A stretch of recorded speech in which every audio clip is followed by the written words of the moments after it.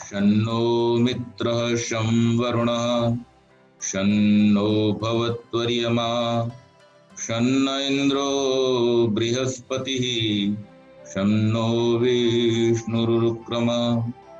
नमो ब्रह्मणे नमस्ते वायो त्वमेव प्रत्यक्षं ब्रह्मासि त्वामेव प्रत्यक्षं ब्रह्म वदिष्यामि ऋतं वदिष्यामि सत्यं वदिष्यामि तन्मामवतु तद्वक्तारमवतु अवतु मामवतु वक्तारम् अवतु मामवतु वक्तारम्। वंदनीय मातृशक्ति, आदरणीय सज्जनों, जैसा कि हमारा निरंतर क्रम चल रहा है यज्ञ के विषय में, हम सभी यज्ञ करने वाले याज्ञिक लोग हैं और ये जानते हैं कि यज्ञ के लाभ क्या हैं। यज्ञ से एक और जहां हमारा भौतिक वातावरण शुद्ध होता है, उसके साथ साथ आध्यात्मिक उन्नति का भी मार्ग यज्ञ के द्वारा प्रशस्त होता है। और इस प्रकार से यज्ञ को कामनाओं का पूर्ण करने वाला कहा गया है। कल हम जब सांख्य दर्शन में पाठ कर रहे थे तो वहां पर यज्ञ के विषय में एक बात आई कि यज्ञ भौतिक उन्नति का साधन है, कामनाओं की पूर्ति करने का साधन है। तो जिन्हें कामनाएं हैं वो सांसारिक कामनाओं को यज्ञ के द्वारा पूरा कर सकते हैं। सांसारिक सुख की जो कामनाएं हैं उनको इस अग्निहोत्र यज्ञ के द्वारा पूर्ण किया जा सकता है, और इसके साथ साथ जो अन्य यज्ञों के प्रकार हैं, यज्ञों का जो क्रम है, उसके द्वारा भी इसको दूर किया जा सकता है। तो आज हम जिस यज्ञ के विषय में चर्चा करेंगे वो है वर्षेष्टि यज्ञ। इस वर्षा की प्राप्ति के लिए कौन सा यज्ञ किया जाता है, किस प्रकार का यज्ञ किया जाता है और उसके करने की विधि कैसी है। आप सभी जानते हैं कि वर्ष 2016 में लातूर में वृष्टि यज्ञ किया गया था और वहां पर उस 5 दिन के यज्ञ के बाद बहुत ही अच्छी वर्षा हुई। इसी प्रकार से अन्य स्थानों पर भी वृष्टि यज्ञ किए जाते हैं और उन वृष्टि यज्ञों के जो फल हैं वो वृष्टि की आपूर्ति के द्वारा होते हैं। तो इसलिए ये वर्षेष्टि यज्ञ कैसे होता है, इसके बारे में हमें ये जानना चाहिए कि हम किस प्रकार से कर सकते हैं। तो सबसे पहले तो वर्षा यज्ञ के लिए गणित विद्या का ज्ञान होना आवश्यक है। गणित विद्या को वेद में ज्योतिष विद्या कहा गया। उसका ज्ञान हुए बिना हम वृष्टि यज्ञ और अन्य यज्ञों के भी करने में पूरी तरह से सफल नहीं हो सकते, क्योंकि वृष्टि जो है वो वातावरण से जुड़ी हुई एक घटना है, और वातावरण से जुड़ी हुई घटना होने के कारण से उसको करने कराने के लिए वातावरण में उपयुक्त रूप से जो पदार्थ हैं उनको उपलब्ध कराना, उस प्रकार के वातावरण को बनाना, और साथ ही साथ में वर्षा के लिए आवश्यक जो नक्षत्रों की स्थिति है उसका ज्ञान होना, ये बहुत आवश्यक है। जिसे ज्ञान नहीं है वो सामग्री भले ही इकट्ठी कर ले, बहुत सारा आहुतियां भी दे दे, लेकिन फिर भी सफलता का जो क्रम है वो नहीं बन पाता, क्योंकि उनको नक्षत्रों का ज्ञान नहीं होता है। तो गणित विद्या का जानना आवश्यक है। और गणित विद्या में अंक गणित भी है, बीज गणित भी है, रेखा गणित भी। ये सब जो गणित है वो कहां से निकला है? वेदों से ही निकला है। मंत्र आता है यजुर्वेद में, इमा में अग्न इष्टका धेनवः संत्वेका च दश च शतम च सहस्रम चायुतम च न्यूतम च प्रयुतम चार्बुदम च निर्बुदम च समुद्रश्च मध्यम चांतश्च परार्धश्चैता मे अग्न इष्टका धेनवः सन्त्वमुत्रामुष्मिल्लोके। ये यजुर्वेद का मंत्र है। और इस मंत्र में बहुत सुंदर बात कही गई है कि जैसे अच्छे प्रकार से सेवा की हुई गाय दुग्ध आदि के द्वारा सबको प्रसन्न करती है, वैसे ही वेदी में, यज्ञ वेदी में चयन की हुई ईंटें वर्षा की हेतु होके वर्षादि के द्वारा सबको सुखी करती। मनुष्यों को चाहिए कि एक संख्या को 10 बार गुणा करने से 10 को 10 बार गुणा करने से 100 को 10 बार गुणा करने से 1000 को 10 गुणे से 10,000 को फिर 10 गुणा करने से 1 लाख, 1 लाख से 10 लाख, 10 लाख से 1 करोड़, 1 करोड़ से 10 करोड़, 10 करोड़ से 1 अरब, 1 अरब से 10 अरब, 10 अरब से 1 खरब, 1 खरब से 10 खरब, और 10 खरब से 1 नील, और 1 नील से फिर 10 को गुणा करने से 10 नील, 10 नील को फिर 10 से गुणा करने से 1 पद्म, 1 पद्म को 10 से गुणा करने से 1 शंख, और 1 शंख को गुणा करने से 10 शंख। इस प्रकार से ये संख्या का क्रम चलता है। ये वेद से संख्या का ज्ञान निकला है। अब जो लोग इस बात का दावा करते हैं, उनका दावा यहाँ पर आकर के खोखला हो जाता है कि भारतीयों को गणित विद्या नहीं। सारी की सारी गणित विद्या जो है वो वेदों से ही निकली है। चाहे वो दशमलव का सिद्धांत हो, चाहे वो संख्या का सिद्धांत हो, चाहे वो गुणन का सिद्धांत हो, और चाहे वो रेखा गणित का सिद्धांत हो, ये सारे के सारे सिद्धांत जो है वो वेदों में उपलब्ध है। तो इस मंत्र से ये बात प्रमाणित होती है कि किस प्रकार से संख्या ज्ञान हमको वेदों से मिलता है।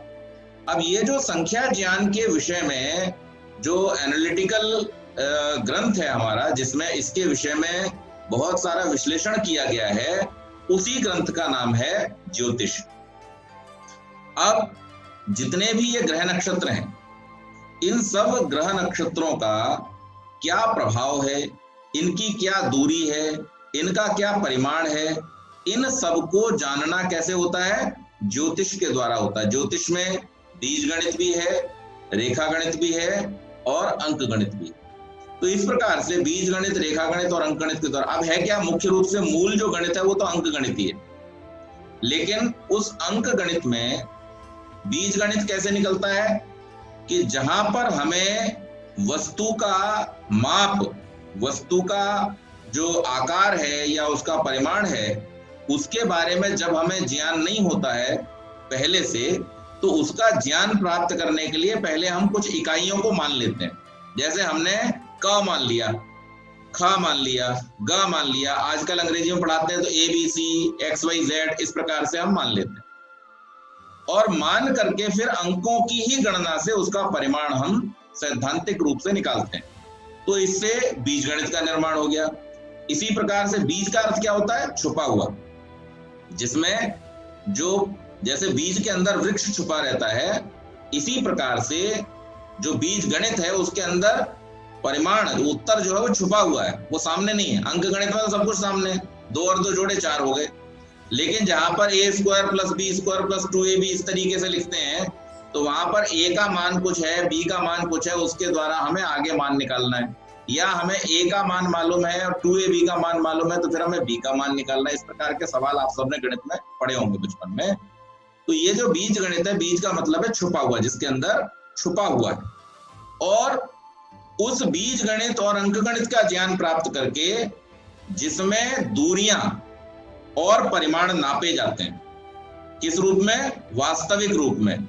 जैसे एक टेबल है, जिस टेबल पर ये कंप्यूटर रखा हुआ है, तो इस टेबल का लंबाई कितनी है, चौड़ाई कितनी है, ऊंचाई कितनी है, ये तो हमारे पास में, इसलिए हमने हाथ से मीटर लिया, नाप लिया। लेकिन जो दूर दूर के उपस्थित ग्रह नक्षत्र हैं, बड़े बड़े पहाड़ हैं, उनकी ऊंचाई कैसे नापी जाती है? उनकी ऊंचाई ऐसा तो नाप नहीं सकते आप फीता लेकर के, और ऐसे आपको पता भी नहीं चलेगा। तो उनकी ऊंचाई को, दूरी को नापने के लिए गणित में जिन रेखीय मानों का प्रयोग किया जाता है, उससे उनकी जानकारी हो जाती है। तो गणित के उस विभाग को क्या कहा गया है? रेखा गणित। तो ये सारा का सारा जो अंक गणित, बीज गणित, रेखा गणित है, ये वेदों से ही निकला है। और जैसे इस भूलोक में ये संख्याएं हैं, वैसे ही अन्य लोकों में भी हैं। इन संख्याओं का जो मान है वो कैसा है? वो सार्वभौमिक है, अर्थात जैसे यहाँ पर हम नापने का काम करते हैं, वैसे ही सब लोगों की नापने की प्रक्रिया होती है। तो जो मंत्र है वो ये कह रहा है कि जैसे कोई गौ, जब उसकी सेवा की जाती है, तो उस सेवा के द्वारा हमें उससे दुग्ध आदि प्राप्त होता है। इसी प्रकार से आगे कहा इष्टकाएव, जैसे घर में अच्छी प्रकार से अगर कोई मिस्त्री ईंटों को चुनता है और चुन करके एक सुंदर भवन बना करके तैयार करता है, तो उस भवन में रहने वाले मनुष्यों की रक्षा होती है, उनको आनंद प्राप्त होता है, उनको सुख प्राप्त होता है। और अगर ठीक प्रकार से न बना हो, उल्टा सीधा बना हो, तो क्या होगा कि वो कमजोर होगा, गिरा जाएगा, बार बार टूटेगा, उसमें दुख उत्पन्न होता है। तो इस प्रकार से जैसे कोई अच्छा कारीगर ईंटों को भली प्रकार से चुन करके जब मकान को बनाता है तो वो सबको सुख देने वाला भवन होता है, वैसे ही जब अच्छी प्रकार से बनाई हुई यज्ञ वेदी में, अब यज्ञ वेदी भी ऐसे ही नहीं बन जाती, यज्ञ वेदी को भी बनाने का एक विज्ञान है और नाना प्रकार की वेदियां हैं। अलग अलग यज्ञों में अलग अलग प्रकार की वेदियों का निर्माण होता है।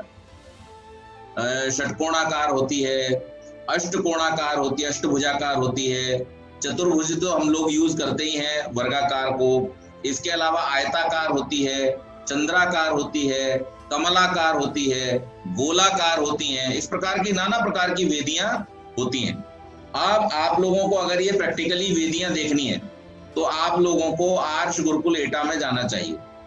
आर्ष गुरुकुल एटा में जो मुख्य यज्ञशाला है, उस मुख्य यज्ञशाला के अंदर एक बड़ा कुंड है। इतना बड़ा कुंड है कि एक आदमी के ऊपर दूसरा आदमी खड़ा हो जाए तो भी दिखाई नहीं देगा, इतना बड़ा कुंड बीच में बना हुआ, बहुत विशाल कुंड।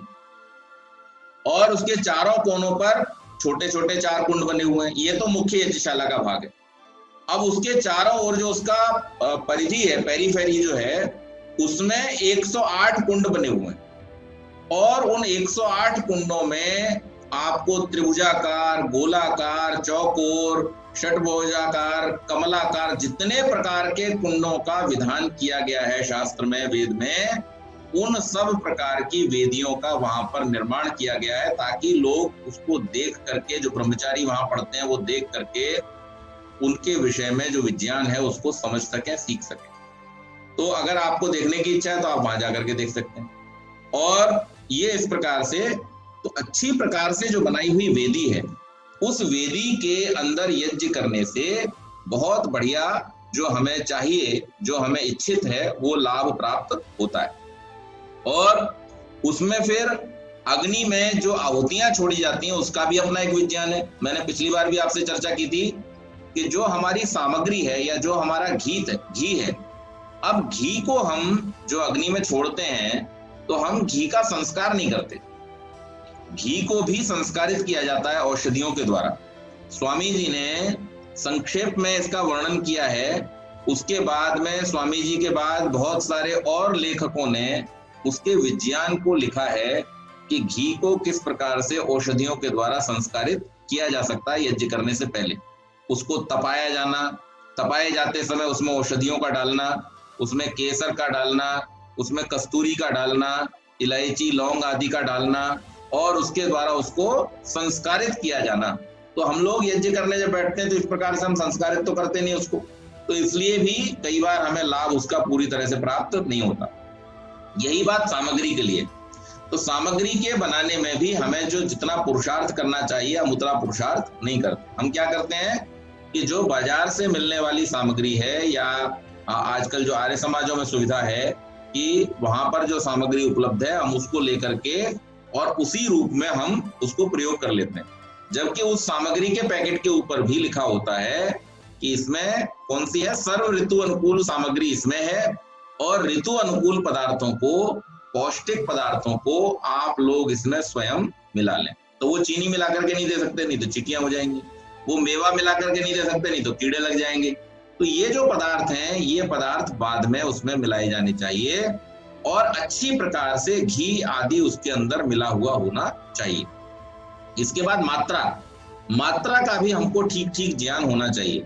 अगर हमें यज्ञ में कौन से यज्ञ में कितनी सामग्री, कितनी समिधा, कौन सी समिधा और कितना घी डालना है, अगर इस बात का अनुमान नहीं होगा, इस बात का प्रमाण अगर हमारे पास नहीं होगा, तो फिर हमारे इस यज्ञ में लाभ होना या इच्छित लाभ होना, जो हम चाहते हैं वैसा वांछित लाभ हमको मिलना, उसमें थोड़ा सा व्यवधान आता है। तो इस प्रकार से ये सारी चीजें हैं, इनको जानकारी होनी चाहिए। तो वायु, अग्नि और जल, ये जो तीन हमारे पंच महाभूत हैं मुख्य रूप से, इनका ज्ञान होना सबसे पहले आवश्यक है। यज्ञों में पदार्थ विज्ञान की भी आवश्यकता है। अब ये जब पदार्थों का ज्ञान जब तक हमारे पास नहीं होगा, तब तक हमको इसका ठीक ठीक पता नहीं चल सकता है। तो यज्ञों में पदार्थ विज्ञान की भी आवश्यकता है। पदार्थ विज्ञान जब तक हमको पता नहीं होगा, तब तक भी यज्ञों का उपयोग हम ठीक प्रकार से नहीं कर सकते। तो यज्ञों का एक उपयोग जिसकी बात हम चर्चा कर रहे हैं आज, कि जल वर्षा कराने के लिए और वायु की शुद्धि के लिए करने के लिए होता है। इसलिए जो भी याज्ञिक लोग हैं, उनको वायु, जल और अग्नि के सूक्ष्म कार्यों के ज्ञान को होना आवश्यक है, उसकी जानकारी होना आवश्यक है, क्योंकि वर्षा वायु चक्र पर, अब वर्षा किस पे आधारित है, वायु चक्र पर। हम लोग एक शब्द सुनते हैं मानसून, क्या है मानसून, ये वायु चक्र है, और ये जो वायु चक्र है इसके ऊपर ही वर्षा का होना निर्भर होता है। वायु चक्र शीतोष्ण पर, और शीतोष्ण ग्रह उपग्रह पृथ्वी की चालों पर अवलंबित है।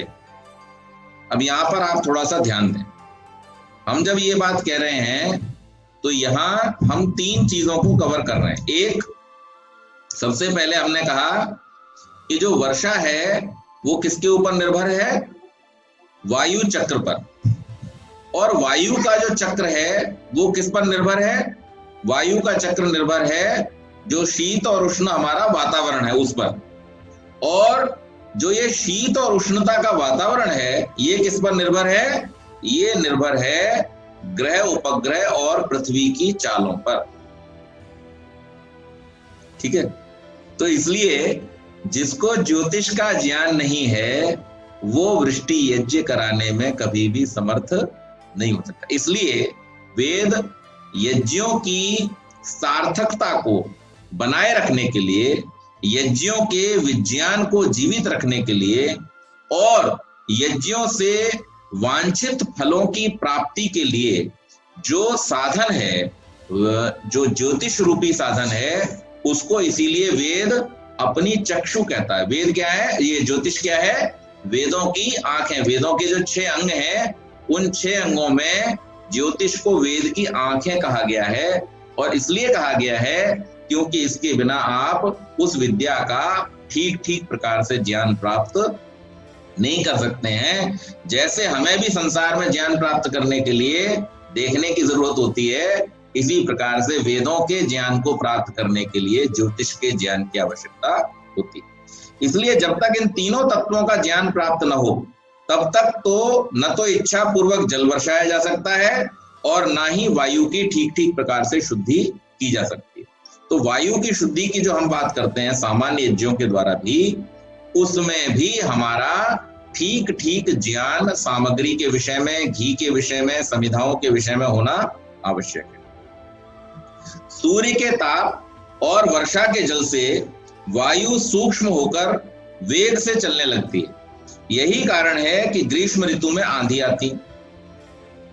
ग्रीष्म ऋतु जब होती है, अब यहाँ पर जैसे ग्रीष्म ऋतु चल रही है, रोज आंधी तूफान यहाँ पे आते हैं प्रतिदिन, और जैसे जैसे गर्मी बढ़ती जाएगी यहाँ पर ये आंधी तूफान आने का क्रम जो है वो बढ़ता जाएगा, तो इसलिए इसमें आंधियां चलती हैं।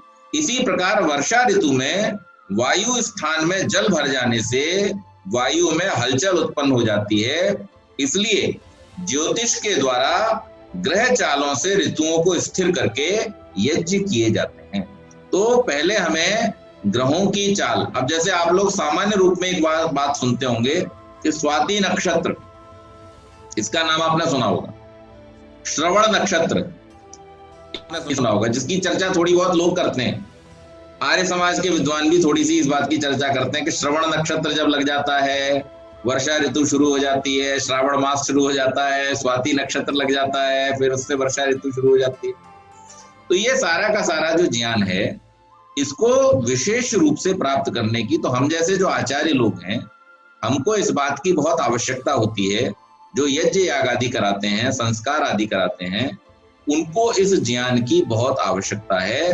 अगर ये ज्ञान उनके पास नहीं होगा तो वो इस कार्य को ठीक प्रकार से करा नहीं सकते। तो इसलिए इसका बड़ा महत्व है। वर्षा कहां से होती है? अंतरिक्ष से। अब हमने आपको पिछली बार बतलाया था 3 लोकों के बारे में। कौन कौन से लोक हैं? एक पृथ्वी लोक, एक अंतरिक्ष लोक और एक द्यूलोक। ये 3 लोक हैं जिनमें हमारा जो कारोबार है वो चलता है। बाकी उससे ऊपर के जो सप्त लोकों की बात की थी वो अलग है, उनको अभी छोड़िए। अभी हम केवल भू और भुवा इन 2 की बात करेंगे। तो भू में तो हमारा ये पृथ्वी लोक आ जाता है, और भुवा में कहा आ जाता है? भुवे में हमारा अंतरिक्ष और द्यूलोक आ जाता है। तो ये अंतरिक्ष और द्यूलोक है, इसमें से जो अंतरिक्ष वाला भाग है इसका स्वामी है वायु। अंतरिक्ष में क्या है? पृथ्वी से लेकर के और द्यूलोक जब शुरू होता है वहां तक, तो यहां से लेके लगभग 50, 60, 70 किलोमीटर तक क्या है? वायु है। नाना प्रकार की अलग अलग वायुएं हैं, गैसें हैं। उनमें अलग अलग तत्वों के बनने की प्रक्रिया होती है। सूर्य से आने वाली जो किरणें हैं, अब देखिए लेबोरेटरी में हम लोग क्या करते हैं, केमिस्ट्री की लेबोरेटरी में, कि तत्वों को बनाने के लिए, उनका एनालिसिस करने के लिए हम उनको भिन्न भिन्न पदार्थों से होकर के गुजारते हैं। तो द्रवों से होकर भी गुजारा जाता है, गैसों से होकर के भी गुजारा जाता है, वैक्यूम से।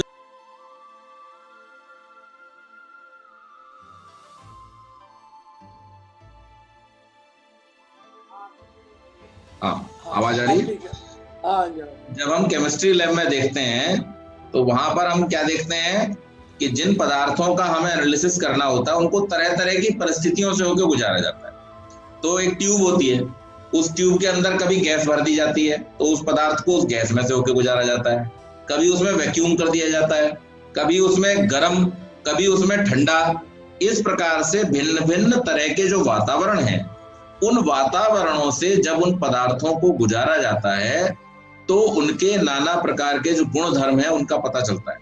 यानी अगर कोई पदार्थ गर्म से होकर के गुजरेगा तो उसका गुण अलग होगा, ठंडे से होकर के गुजरेगा तो उसका गुण अलग होगा, गैस में से किसी से होकर के गुजरेगा तो उसके साथ रिएक्ट करेगा। अब इसी बात को हम हमारे संसार में समझेंगे।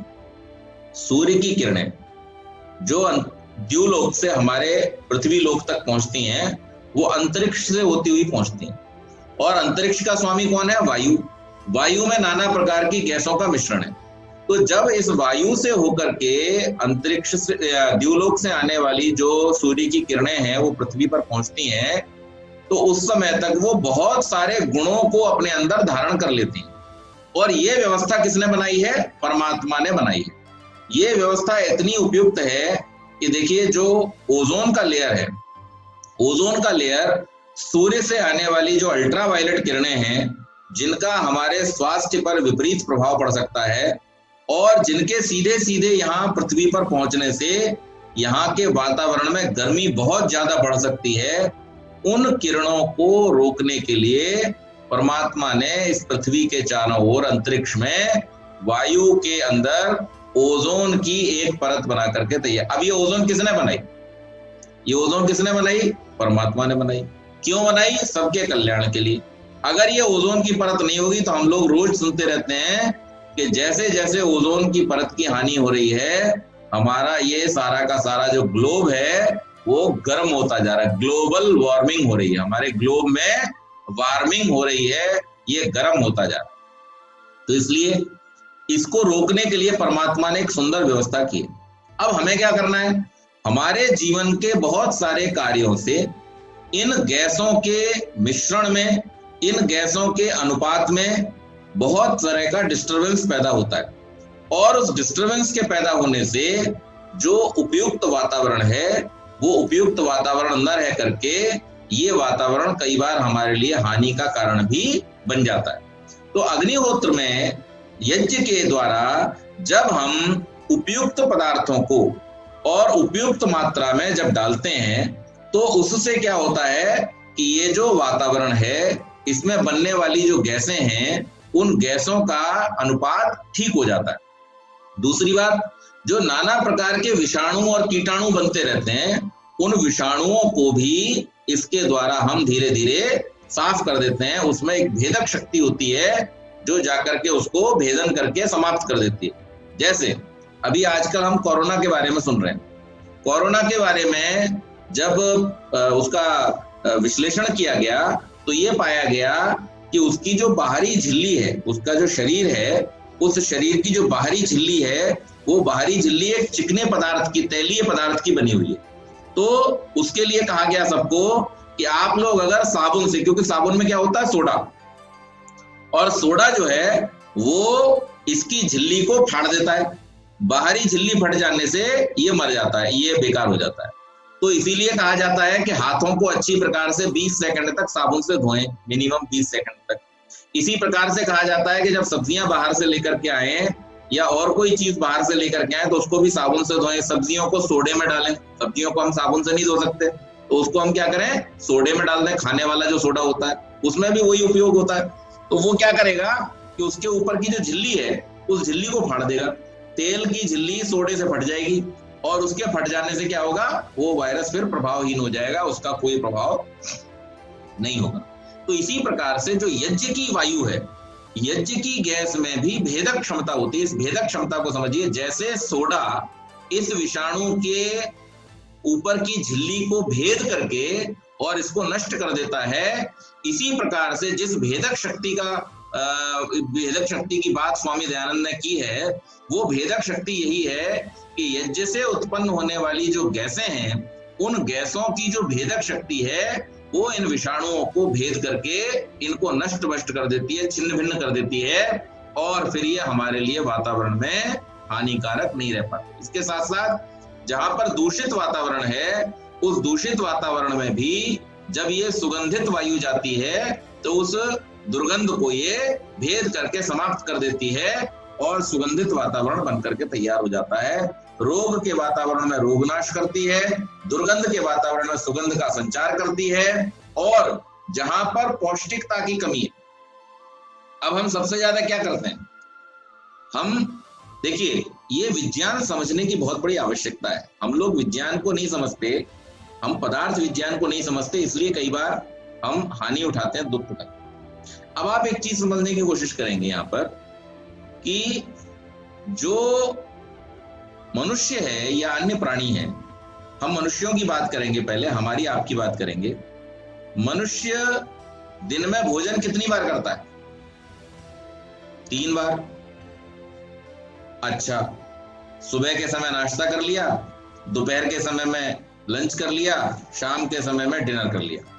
ये 3 बार भोजन करते हैं। कुछ लोग 4 बार भी खाते हैं, सुबह नाश्ता कर लेते हैं, फिर उनका बीच में भी एक शाम का नाश्ता, क्योंकि ऑफिस में है, देर से घर पहुंचेंगे 9 बजे करीब, तो इसलिए शाम को भी हल्का फुल्का कुछ खा लेते हैं। तो खाने की प्रक्रिया कितनी बार होती है? 3 बार या 4 बार। अब उसके बाद में हम जल पर आए। जल हम कितनी बार पीते हैं? तो जल को जब हम देखते हैं तो हम भोजन की तुलना में जल को कहीं ज्यादा बार लेते हैं।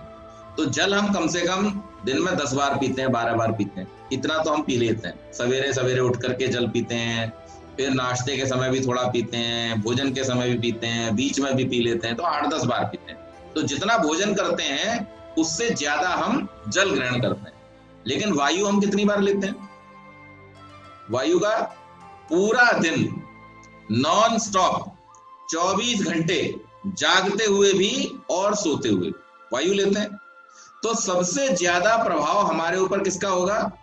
वायु का। इसीलिए हमारे ऋषियों ने ये बात कही कि सबसे ज्यादा ध्यान हमें किस पर देना है? वायु और जल की शुद्धि पर देना है। जितनी जितनी वायु शुद्ध होगी, वायु से जल शुद्ध होगा। क्यों? क्योंकि वर्षा जो होती है वो वायु के द्वारा, अभी मैंने बतलाया था ना, वर्षा कहां से होती है? वर्षा के लिए क्या है? वायु चक्र निर्भर है। वायु चक्र पर निर्भर होने के कारण से जहां वायु शुद्ध होगा वहां का जल भी अपने आप वर्षा का शुद्ध हो जाएगा। और जहां पर वायु अशुद्ध होगी, आप सब लोगों ने विटनेस किया हुआ है 1992 में जब खाड़ी युद्ध हुआ था, 90 या 92 में, उस खाड़ी युद्ध में जब उन्होंने अपने पेट्रोल के, डीजल के, कच्चे तेल के कुओं में जब आग लगा दी थी, तो उसके आग के लग जाने से उस समय महीनों तक जो वर्षा हुई, उस वर्षा में काला काला पानी गिरता था। वो क्यों गिरता था? क्योंकि जो यहां से धुआं उड़ करके गया, उस धुएं के कारण से वो वर्षा भी कैसी हो गई? प्रदूषित हो गई। तो जब वर्षा शुद्ध करनी है तो उसके लिए वायु को शुद्ध करना आवश्यक है। इस विज्ञान को हमें समझना पड़ेगा। तो जब वायु शुद्ध होगी तो वायु शुद्ध होने से जल शुद्ध हो जाएगा, और जब जल शुद्ध होगा तो अन्न कैसे बनता है? अन्न जल से बनता है। अन्नात् भवन्ति भूतानि पर्जन्यात् अन्न संभवत्। अन्न कैसे हो रहा है? पर्जन्य से, वृष्टि से हो रहा है। तो अन्न के अंदर कैसी शक्ति होगी ये निर्भर करती है कि वहां पर वर्षा कैसी होती है। तो वर्षा अगर दूषित है, वर्षा में आने वाला जल अगर दूषित है, तो फिर उससे उत्पन्न होने वाला जो अन्न है वो भी कैसा हो जाएगा? दूषित हो जाएगा। और अगर वर्षा से उत्पन्न होने वाला जल शुद्ध है तो उससे अन्न भी बढ़िया। अच्छा, एक बात और बतलाता हूं आपको। हमारे यहाँ एक बहुत बड़ी विकृति आ गई है लोगों के अंदर। वर्षा का जो जल है वो अपने आप में इतना सक्षम होता है कि फसल को बढ़िया तरीके से न्यूट्रिशन दे सकता है, और पृथ्वी के अंदर उस जल के द्वारा ही इतनी शक्ति आ जाती है कि उस शक्ति से अन्न हमारा बढ़िया तैयार हो सकता है। लेकिन हमारा जो लालच है, जो ग्रीड है हमारी, उस लालच के कारण से हम क्या करते हैं? उल्टी सीधी केमिकल्स को, कि ज्यादा अनाज उत्पन्न हो जाएगा तो मैं करोड़पति बन जाऊंगा, खरबपति बन जाऊंगा, और बस मेरा फिर कोई हानि नहीं होगी, मेरे मिल चलने लगेंगे। ये हमारे मन में जो नाना प्रकार के लोभ लालच भरे हुए हैं, इन लोभ लालचों के कारण से हम उसमें बहुत सारा एडल्ट्रेशन करते हैं। अब तक तो एडल्ट्रेशन केवल मिट्टी में होता था, खाद डालते थे। अब तो एडल्ट्रेशन डायरेक्ट फलों में होने लगा है। रात को लौकी में इंजेक्शन लगाते हैं पता नहीं कैसा, और सवेरे तक ये बड़ी लौकी तैयार हो जाती है, लेकिन वो कैंसर का कारण बनती है। उसके द्वारा कैंसर हो रहा है, ये वैज्ञानिकों ने प्रमाणित कर दिया है कि इस प्रकार से इंजेक्शन आदि के द्वारा जो तैयार की जाने वाली सब्जियां हैं, ये लोगों के अंदर कैंसर पैदा कर रही। क्यों? कैंसर है क्या वास्तव में? कैंसर यही प्रक्रिया है। अनियंत्रित रूप से हमारे शरीर के अंदर जब कोशिकाएं बढ़ने लगती हैं, हमारे अंदर सेल्स जब आउट ऑफ कंट्रोल हो जाती हैं, तो उस out of control cell development को ही कैंसर का नाम दिया। क्यों? क्योंकि उनमें सब में पोषण पहुंचता नहीं, और पोषण के न पहुंच पाने के कारण से वो सड़ना शुरू हो जाती हैं। वही हमारे लिए कष्टकारक हो जाता है। तो इसलिए ये जो एडल्ट्रेशन है, ये बहुत प्रकार के रोगों का कारण बन रहा है, और इससे हमारे समाज में रोग फैल रहे हैं। लेकिन जो यज्ञ की प्रक्रिया है, उस यज्ञ की प्रक्रिया के द्वारा इस कार्य को भली प्रकार से किया। और दूसरी बात, अब यज्ञों का विज्ञान जो है, स्वामी जी भी इस विज्ञान को बड़े विस्तार से रखते हैं। स्वामी जी बतलाते हैं, देखो यज्ञ के लिए तुम्हें गौघृत की आवश्यकता है, और गौघृत के लिए तुमको किसकी आवश्यकता पड़ेगी? गौ की आवश्यकता पड़ेगी। जब तुम गौ को पालोगे तो उस गौ से जो दूध निकलता है, उस दूध से तो तुम्हारा पालन पोषण होगा, उससे घृत तैयार होगा, मट्ठा तैयार होगा, दही तैयार होगा, इससे तुम्हारा शरीर पुष्ट होगा। उसी में से थोड़ा सा घी आप यज्ञ के लिए इस्तेमाल करेंगे।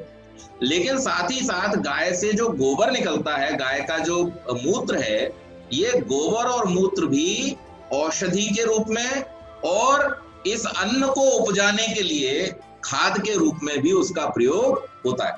तो गौवंश के द्वारा पूरी की पूरी एक इकोनॉमी चलाई जा सकती है। स्वामी जी ने गोकरुणानिधि में इसका बहुत सुंदर तरीके से वर्णन किया है। कल मैं सुन रहा था कि हमारे देश में अब केवल 19 करोड़ गाय बची हैं। आबादी कितनी है? 130 करोड़। और गौएं कितनी बची हैं? 19 करोड़। अब आप समझ लीजिए कि इस देश का भविष्य क्या है। एक समय था, बहुत पुराना नहीं, श्री कृष्ण का समय, 5000 वर्ष पहले की बात, जब श्री कृष्ण के विषय में जो लोग जानते हैं वो जानते हैं कि नंद बाबा के यहाँ 1 लाख गौएं थी। कितनी? अकेले एक नंद बाबा के यहाँ कितनी थी? 1 लाख गौएं थी। और इसी प्रकार से जितने भी लोग थे वो सब अपने घरों में गौओं का पालन, गौओं का संरक्षण करते थे। आज हमारे यहाँ केवल नारा रह गया है, गौ माता का पालन हो। अब हो कौन करेगा? करेगा कौन? हम तो करेंगे नहीं। और हम आदेश जारी करते हैं कि गौ माता का पालन हो। तो अब पालन करने वाले जो हैं, या तो हम उन पालन करने वालों को संरक्षण दें, उनको हम सुरक्षा दें आर्थिक रूप से, सामाजिक रूप से, तो वो पालन करेंगे। और अगर हम ऐसा नहीं करते, हमने गौशाला खोली करजत में, हमने गौशाला खोली आज से 10-11 वर्ष पहले, और उस 10-11 वर्ष पहले खोली हुई गौशाला में हमने बहुत सारा अपना जो हम तो कई बार ऐसा कर चुके हैं कि हमारे पास जब भी इकट्ठा हो जाता थोड़ा बहुत, तो हम किसी अच्छे काम में लगाने के लिए उसको लगा देते हैं। अब हमने उस गौशाला के लिए बहुत सारा धन अपना जो हमारे पास इकट्ठा था हमने लगा दिया। बहुत सारे लोग भी थे उस समय जिन्होंने कहा कि हाँ जी पंडित जी, हम भी सहयोग करेंगे, हम भी करेंगे, ये भी करेंगे। उसके बाद हुआ क्या कि हमने जो चैत्र शुक्ल प्रतिपदा होती है उसके दिन गौशाला का उद्घाटन किया और वहां पर गौओं को स्थापित करके हम वहां से चले आए। हम उस समय पूना में रहा करते थे। ऑफिस जा रहे थे, ऑफिस जाते में हमारा हो गया एक्सीडेंट। और एक्सीडेंट में आप लोगों ने देखा हुआ है, हमारे जो बाएं हाथ में जो ऑपरेशन हुआ है बड़ा, ये ऑपरेशन हुआ, तो हम 4-6 महीना कुछ करने लायक रहे नहीं। इसी बीच में हम वहां भी नहीं जा पाए। अब जो लोग हमारे साथ जुड़े हुए थे उन लोगों ने भी ये परिश्रम नहीं किया कि जाकर के वहां पे देख लें कि भाई इतना पैसा लगा करके पंडित जी ने गौशाला चालू की है, तो थोड़ा जाकर के देख लें कि वहां पे सब ठीक चल रहा है कि नहीं चल रहा है। कोई नहीं गया। अब जब कुछ समय बीत गया और हम जब जाकर के थोड़े स्वस्थ हुए तो हमने फिर सोचा कि जाकर के वहां पे देख करके आए। फोन करें तो वो व्यक्ति जिसको जिम्मेदारी दी थी फोन ही ना उठाए। जब हम वहां पहुंचे तो पता चला कि गौएं बेच दी और उनका सब भैंस समेत खोया जैसे कहते हैं वो कर करा के वो आदमी। और साहब हम क्या करते हैं, आपका कोई फोन नहीं, आपका कुछ पता नहीं, कोई आदमी आया नहीं तो हम नहीं करते। कहने का अभिप्राय है कि कोई भी प्रकल्प एक व्यक्ति से नहीं हो सकता, उसके लिए एक सामूहिक सहयोग की भावना होना आवश्यक है। तो जो लोग चाहते हैं कि गौओं की रक्षा हो, जो लोग चाहते हैं कि गौओं की रक्षा से यज्ञ की रक्षा हो, राष्ट्र की रक्षा हो और लोगों के स्वास्थ्य की रक्षा हो, उन लोगों को अगर शारीरिक रूप से परिश्रम नहीं कर सकते तो कम से कम आर्थिक रूप से जो गौ पालक हैं उनको सहयोग करना चाहिए ताकि गौओं की रक्षा हो। केवल मात्र आर्य समाज के सत्संग के बाद में एक दिन सप्ताह में गौ माता का पालन हो, ये नारा लगा देने से गौ माता का पालन नहीं होगा। तो इसलिए हमें ये भी प्रयत्न करना चाहिए, क्योंकि उसके बिना भी यज्ञ अधूरा रहेगा। गौघृत अगर नहीं होगा तो आप यज्ञ करेंगे किससे? तो ये जो हमारी 2-3 चीजें मैं बतला रहा हूं आपको। एक, शुद्ध घी का होना। तो जब वर्षा के द्वारा शुद्ध अनाज उत्पन्न होगा तो उस अनाज से हमारा जीवन भी अच्छा। एक बात बतलाइए मुझे, जंगलों में इतनी वनस्पतियां पैदा होती हैं, उनको जाकर के कौन खाद लगाता है? खाद लगाने की जरूरत पड़ती है? महाराष्ट्र के आसपास हम देखते हैं कि जितने भी पहाड़ हैं, इन सारी पहाड़ियों पर जब जाड़ों का दिन चल रहे होते हैं या अभी गर्मी आते आते, गर्मियां समाप्त होते होते लगभग सारी जो वनस्पतियां हैं वो पीली पड़ जाती है, सूख जाती है। लेकिन जैसे ही वर्षा शुरू होती है, वर्षा के शुरू होने के 15 दिन के अंदर आप जाकर के देखिए, वो पूरे के पूरे पहाड़ जो है वो हरे हो जाते हैं, ग्रीन हो जाते हैं एकदम। ये कैसे हो गए? वहां जाके किसने खाद लगाया, वहां जाके किसने उर्वरा और ये सारी चीजें लगाई? तो वहां पर जो रहने वाले पशु आदि हैं उनके द्वारा और वर्षा के जल के द्वारा ही इतनी शक्ति उसमें आ जाती है। हिमालय पे जो नाना प्रकार की जड़ी बूटियां पैदा हो रही हैं, उनको कौन खाद लगा रहा है? उनके अंदर औषधीय गुण कम है क्या? उनके अंदर भी औषधीय गुण है। तो ये सारी की सारी चीजों के लिए हमें ये सब करने की जरूरत नहीं होती। लेकिन जो व्यक्ति का लालच है, लोभ है कि ज्यादा अनाज पैदा होगा तो मुझे ज्यादा आर्थिक लाभ होगा, उस आर्थिक लाभ के चक्कर में वो बहुत तरीके के इसमें एडल्ट्रेशन करता है, जो हमें नहीं करने चाहिए। तो इसलिए यहाँ पर कहा है कि ये वायु जो है, इस वायु के द्वारा, वायु अंतरिक्षाधिपति, वायु क्या है, अथर्ववेद में कहा गया अंतरिक्ष का अधिपति है, और अंतरिक्ष का अधिपति होने के कारण अंतरिक्ष से ही जो वर्षा हमको प्राप्त होती है उसका पूरा का पूरा कंट्रोल किसके हाथ में है, वायु के हाथ में है। तो वायु के द्वारा उसका संचरण होता है। अब वायु के जो भेद हैं वो भी बहुत सारे हैं। वायु में हमने 10 प्रकार के प्राण तो आपको बतला ही थे, लेकिन उसके साथ साथ आपने एक नाम सुना होगा 49 पवन। ये 49 पवन जो हैं, ये 49 पवन कौन सी हैं, ये भिन्न भिन्न गैसें और उनके जो मिश्रण है उसके द्वारा ये 49 पवन बनते हैं। अब देखिए, आप इससे अनुमान लगाइए कि हमारे ऋषियों को कितनी सूक्ष्मता से इस रसायन विज्ञान का ज्ञान था। उनको ये भी पता था कि वायु के अंदर, अब आज तो चलिए आप लेबोरेटरी में जाके गैसों का पता लगा लेते हैं, उस समय कौन सी लेबोरेटरी थी जिसमें उन्होंने इसका पता किया? तो वहां पर जो हमने योग दर्शन में सिद्धियों के विषय में पढ़ा था, उन सिद्धियों के माध्यम से उन ऋषियों ने इस वायु के भेदों को जाना। ये प्राण के 10 भेद हैं, ये कहाँ दिखाई देता है, कौन सी लेबोरेटरी में इसका चेकअप हो सकता है? इसको अगर जाना जा सकता है तो केवल और केवल समाधिस्थ होकर के ही जाना जा सकता है, उसके बिना इसका ज्ञान प्राप्त नहीं किया जा सकता। इसी प्रकार से जो हमारे वैद्य होते थे, उन वैद्यों को बहुत सारी वायुओं के जो भेद हैं उनका ज्ञान होता था, प्राण के भेद का ज्ञान होता था, नाड़ी के भेद का ज्ञान होता था, जल के भेद का ज्ञान होता था। और इसीलिए जब वो औषधियां देते थे तो औषधि देते समय क्या कहते थे, किसी रोग में औषधि दी तो कहते थे भाई इसको गुनगुने पानी के साथ में पीना। दूसरी औषधि दी, उसके लिए कहा नहीं भाई इसको ठंडे पानी के साथ में पीना। इसको कैसे, इसको पीते समय पानी से इसके समय पे खड़े रहना, इस औषधि को बैठ करके पीना, इस औषधि को कैसे पीना, उकड़ू बैठ करके, घुटने ऊपर पेट के साथ लगा करके। ये नाना प्रकार के जो आयुर्वेद में विधान हैं, इस विधानों का कारण क्या है कि जो वो वैद्य लोग थे, जो इस वेद विद्या को जानने वाले लोग थे, उन वेदों को, उन वैद्यों को, उन आयुर्वेद के ज्ञाता आचार्यों को इस सारे विज्ञान का ठीक ठीक आभास था। वो वायु के भेद भी जानते थे, वो अग्नि के भेद भी जानते थे, और वो जल के भेद भी जानते थे। तो जो इस भेद को नहीं जानेगा वो कभी भी यज्ञ को ठीक प्रकार से करा नहीं सकता है। तो इसको ये पता होना चाहिए। 49 पवन के बारे में आपको फिर कभी बताएंगे। इसके बाद में वर्षा यज्ञ के लिए एक और चीज की आवश्यकता होती है कि जो समिधा है वो कैसी हो। तो समिधा या तो बेर की हो या कैर की हो। कैर समझते हैं, कैर एक फल होता है, देखा है आपने, और एक होता है बेर, बेर जो छोटे छोटे आते हैं बेर। तो वर्षा यज्ञ के लिए जो समिधा उपयोग में लाई जाती है वो कौन सी होती है, या तो कैर की समिधा हो या बेर की समिधा हो। दूसरे एक और चीज होती है कि इसकी यज्ञशाला कैसी हो, इसका यज्ञ कुंड कैसा हो, और इसमें किस प्रकार से घी छोड़ा जाए। मैं आपके साथ में कुछ वीडियो और फोटो अगर मुझे मिल गए तो मैं शेयर करूंगा। हमने जो वृष्टि यज्ञ कराया था लातूर में, उसमें आप देखेंगे कि बहुत बड़ा यज्ञ कुंड होता है, कम से कम 6 बाई 6 फुट का, इससे ज्यादा भी होता है, 8 बाई 8 फुट का भी होता है। और उस यज्ञ कुंड की उतनी गहराई भी होती है।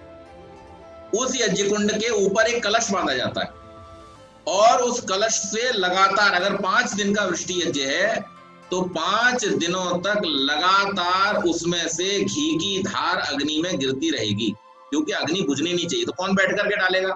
तो इसलिए विधान क्या किया गया वहां पर कि एक बड़ा कलश वहां पर लटका दिया जाता है, जिसमें से प्रत्येक क्षण उसमें से धार जो है घी की वो अग्नि कुंड में गिरती रहती है। चम्मच से डालने का प्रोविजन नहीं है वहां पे, उसके द्वारा, ताकि लगातार। और दूसरा, उसमें जिस पात्र से घी जा रहा है, तो हमने वहां पे क्या किया था कि बड़ी चेन जो थी उससे एक कलश लटकाया हुआ था, और उस कलश के अंदर एक पाइप से, वहां पे उससे थोड़े ऊंचे स्थान पे एक पीपा रखा था, कनस्तर। उस कनस्तर से खंबे के साथ बंधा हुआ, उसमें डायरेक्ट पाइप के द्वारा घी निरंतर जाता है, क्योंकि इतनी तेज अग्नि होती है कि वहां पर आसपास जाना भी संभव नहीं है। तो वो मेटल का एक पाइप रहता था, उसके द्वारा उसमें वो घी पहुंचता रहता था। और ये जो कुंड था कोने पे लगा हुआ, जो कनस्तर था, इस कनस्तर के अंदर लगातार उसमें घी भरा जाता रहता था ताकि वो वहां पहुंचता रहे, पिघलाने की जरूरत नहीं पड़ती, वहां टेम्परेचर इतना ज्यादा होता है कि वो अपने आप ही पिघलता रहता है और लगातार वो धार बंधी रहती है। तो ये एक जरूरी चीज है जो वृष्टि यज्ञ में चाहिए होती है।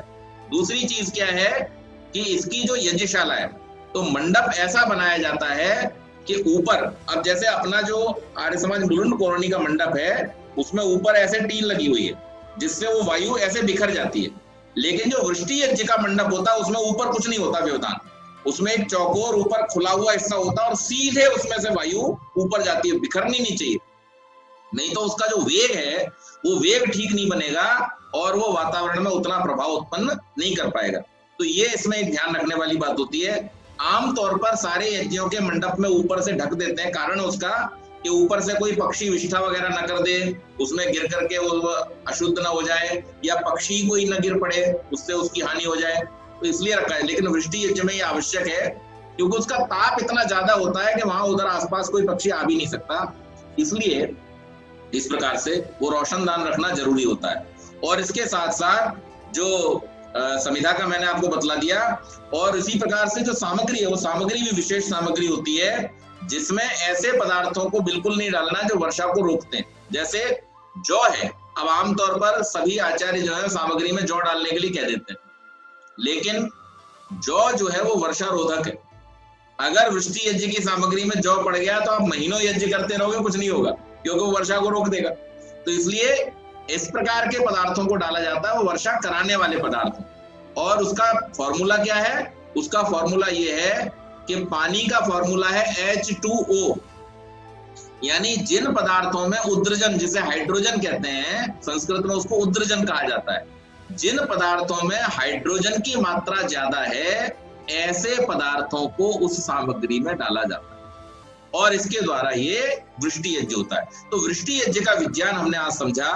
पहली चीज कि हमें जल, वायु और अग्नि, इन तीनों के विज्ञान को समझना है। इन्हीं के द्वारा हमारा जीवन चलता है। हमारे शरीर के अंदर भी जो वात, पित्त और कफ के रूप में 3 शक्तियां हैं, इन तीनों शक्तियों का जो नियंत्रण है वो अग्नि, जल और वायु के द्वारा ही होता है। और इसलिए इन तीनों पदार्थों के संयोग को समझना और उनके द्वारा नाना प्रकार की वृष्टियां कराने का जो विज्ञान है उसको समझना आवश्यक है। इसके साथ ही साथ में जो ऋतुओं का चक्र है उसका ज्ञान होना, नक्षत्रों के विषय में ज्ञान होना, ये बहुत आवश्यक है। जो लोग, कई बार आपने एक स्टेटमेंट सुना होगा, आजकल स्वामी रामदेव जी भी ऐसे ही बहुत सारे स्टेटमेंट देते रहते हैं कि तेरा शनि क्या बिगाड़ेगा, तेरे ऊपर शनि गिर गया तो तू कुचल जाएगा, ऐसा हो जाएगा, वैसा हो जाएगा। हालांकि इस प्रकार की बातों में हमें नहीं जाना चाहिए, ये एक बहुत बड़ा विज्ञान है। इस विज्ञान को हमें समझने का प्रयत्न करना चाहिए। कुछ भी जाने बिना किसी भी बात के ऊपर टिप्पणी कर देना ये बहुत ही गलत बात है, और कम से कम जो विद्वान लोग हैं उनको इस प्रकार की टिप्पणियों से बचना चाहिए। अब सामान्य रूप से भी हम शब्दों का प्रयोग करते हैं। वैद्य के पास जाते हैं तो वैद्य बोलता है आपकी वायु कुपित हो गई। अब कुपित होने का मतलब संस्कृत में अगर सीधे सीधे लो तो उसका मतलब नाराज हो गई। अच्छा जी, वायु तो जड़ है, नाराज कैसे हो जाएगी? आपका कफ कुपित हो गया। गर्मियों में अक्सर लोगों का पित्त कुपित हो जाता है। अब पित्त भी जड़ है, वात भी जड़ है और कफ भी जड़ है, कैसे कुपित हो जाएंगे? जल भी जड़ है, अग्नि भी जड़ है, वायु भी जड़ है, कैसे कुपित हो जाएंगे? लेकिन फिर भी क्या कहा जाता है? कुपित हो गए। कुपित होने का वहां पर अर्थ क्या है? क्रोध नहीं हो गए, जैसे मनुष्य क्रुद्ध होता है वैसे क्रुद्ध नहीं हो गए। कुपित होने का अर्थ है कि उनका जो समायोजन होना चाहिए वो समायोजन बिगड़ गया, और उसके बिगड़ जाने के कारण से ये आपको इस समय में रोग हो गया। इसी प्रकार से जो बातें ज्योतिष के माध्यम से कही जाती हैं, उस विज्ञान के अंतर्गत जो कहा जाता है कि ये कुपित हो गया और वो कुपित हो गया, वहां पर भी कुपित होने का जो अर्थ है वो इस रूप में नहीं लेना चाहिए कि वो तो जड़ है। अच्छा, जड़ तो वायु भी है, फिर वायु उसको भी जाके वैद्य को रोको कि वो कुपित कैसे हो गया। तो हमें शब्दों के अर्थों को, उसके विज्ञान को ठीक प्रकार से समझना चाहिए। इस विज्ञान को प्राप्त करके जब हम उसके साक्षात्कृत धर्मा हो तब हमें उस पर टिप्पणी करनी चाहिए, अन्यथा हमें इन सब चीजों से बचना चाहिए। अस्तु, हम डिटेल में उस बात में नहीं जाएंगे, आज की बात को हम यहीं पर सीमित रखेंगे कि वर्षा को यज्ञों के द्वारा नियंत्रित किया जा सकता है और उसका ज्ञान प्राप्त करके हमको 2-3 प्रयास निश्चित रूप से करने चाहिए। पहला प्रयास तो हमें गौरक्षा का करना चाहिए। दूसरा, हमें कोशिश ये करनी चाहिए हम किसानों को ये समझा सकें कि वो लालच को छोड़ करके और जो सामान्य रूप से अच्छे प्रकार से उर्वरक, ये जो ऑर्गेनिक है जिसे हम प्राकृतिक खेती कहते हैं, उसके द्वारा वो अनाज को उपजाएं। और उसका उपाय क्या है? आज सरकार बार बार एक घोषणा करती है, हम लोग सुनते रहते हैं, लेकिन उसका मतलब हमें समझना पड़ेगा। सरकार एक घोषणा करती है किसानों को उनके खाद्यान्न का उचित मूल्य मिले। अब होता क्या है, मैं आपको एक छोटा सा उदाहरण देता हूँ। मैं यहाँ आजकल फरीदाबाद में रह रहा हूँ, बहुत सारे रिस्ट्रिक्शन है, रेड जोन में आता है फरीदाबाद। तो हम जब सब्जी लेने जाते हैं तो वो सब्जी हमको क्या भाव मिलती है? कल वो कच्चे आम मिल रहे थे, कच्चे आमों के बारे में मैंने पूछा तो उन्होंने कहा कि कच्चा आम जो है वो 70 रुपए किलो, 70 रुपए किलो। ये कौन बेच रहा है? सब्जी मंडी में बैठा हुआ व्यक्ति 70 रुपए किलो कच्चा आम बेच रहा है। अब जो परसों नरसों आंधी आई थी, उस आंधी में हमारे बाग से ढेर सारे आम टूट गए, करीब 20 मन आम टूट गए। और वो 20 मन आम जब किसान बेचने गया तो उसको क्या भाव मिला? 5 रुपए 6 रुपए किलो। उस 5 रुपए 6 रुपए किलो में से भी जो आने जाने का भाड़ा है वो अलग कट जाता है, मंडी में जो तौलने वाला आड़ती बैठा हुआ है वो अपना अलग काट लेता है। तो मुश्किल से जो भाव हाथ में आता है किसान को, वो क्या आता है? 3-4 रुपए किलो आता है। तो इसके कारण से होता क्या है कि एक तरफ तो महंगाई है और दूसरी तरफ जो किसान अन्नदाता है उसको वो मिलता नहीं। फिर जब उसे इतना कम मिलना है तो वो ज्यादा उगाने की कोशिश करेगा, ऐसे उपाय करेगा जिससे उसके फसल की जो पैदावार है वो बढ़ जाए। और पैदावार के बढ़ने से उसको ज्यादा धन, क्योंकि उसके भी बच्चों को पढ़ाना है, विद्यालयों की फीस तो सबके लिए बराबर है और बहुत सारे जो खर्चे हमारे सबके लिए बराबर है। तो इसलिए हमें ये चाहिए कि हम ज्यादा से ज्यादा प्रयास करके चीजों को अगर डायरेक्ट किसानों से खरीद सकते हैं तो हम ये जो बीच के व्यापारी लोग जो बहुत सारे कीमतों को, जो अच्छे व्यापारी हैं जो अच्छी तरह से उपलब्ध करा रहे हैं वो ठीक, लेकिन जो इस प्रकार की उगाही करते हैं कि किसान को भी कुछ नहीं मिलता और हम लोगों को भी महंगा मिलता है, उनके इस क्रम को तोड़ करके हमको कोशिश करके किसानों को सहयोग देने की, ताकि वो भी संतुष्ट हो और इस प्रकार के एडल्ट्रेशन फसलों के अंदर न करें। बहुत बड़ा एक प्रयास करने की आवश्यकता है, बहुत बड़ी एक योजना, और उस योजना के अंतर्गत हमें अपना सहयोग देने की आवश्यकता है। महर्षि दयानंद ने जब आर्य समाज की स्थापना की थी तो उन्होंने इसीलिए विद्यार्य सभा अलग बनाई थी, राजार्य सभा अलग बनाई थी और गो कृष्यादि रक्षणी सभा बनाई थी। आज जो गो कृष्यादि रक्षणी सभा है उसकी बहुत बड़ी आवश्यकता है, क्योंकि आज इस देश में गौ रक्षा की भी आवश्यकता है और इस देश में किसान की रक्षा की भी आवश्यकता है। तो हम सबको ये चाहिए कि हम प्रयासों के द्वारा इस कार्य को और महर्षि दयानंद के और प्राचीन ऋषियों के इस मनोरथ को सिद्ध करने में अपना जो भी सहयोग हो सकता है वो देने का प्रयत्न करें। तभी हमारा देश जो कृषि प्रधान देश है, ये देश फिर से अपनी गुरु गरिमा को प्राप्त करेगा। यहाँ के लोगों में फिर से वही स्वास्थ्य, उस प्रकार का जो सौष्ठव है शारीरिक, वो तभी आएगा जब उन्हें अन्न शुद्ध मिलेगा, जल शुद्ध मिलेगा, वायु शुद्ध मिलेगी। तो इससे हम इस विज्ञान को सीखें और सीख करके अपने जीवन में अपनाने का प्रयास करें। इन्हीं शब्दों के साथ वाणी को विराम। बहुत बहुत धन्यवाद।